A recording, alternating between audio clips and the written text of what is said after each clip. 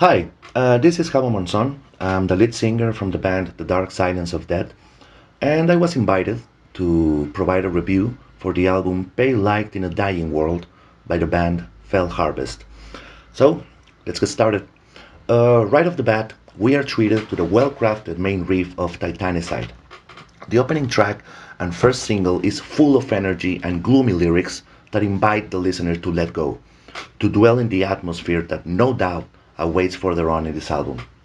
It was a great idea to make this the first track. It's an excellent summary of what's to come.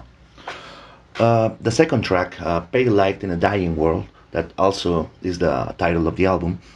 Well, this song is not exactly what I was waiting for. It was way better. It starts with a crawling riff that builds up to a dark environment and then pulls back at the last minute to give way to the verse in a way that leaves you wanting for more, just craving for more.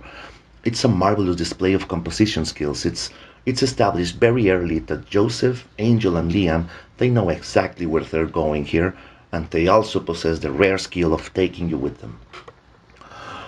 Next, we have the Lark the Morning. It has an opening riff that personally reminds me of a requiem, and from the start, it automatically set in my head the mood for this song.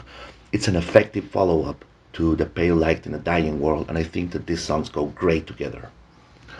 Next, we have The Wind That Shakes the Barley as track number 4. Now, I love the way that the voice style was a little adjusted at the beginning compared to Titanicide, Pale Light in a Dying World, and The Lark in the Morning. It sounds a lot like an old local song, like if it was composed by a bard a long time ago.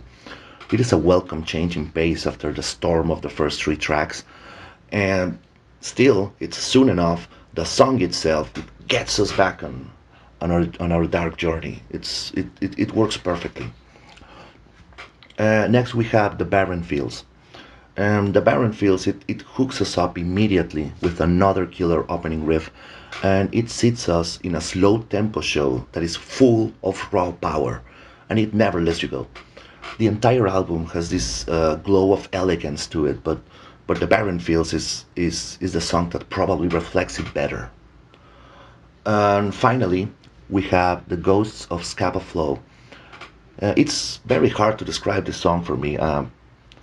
It's similar to the other songs, obviously in style and as part of an album, but it does shine by itself.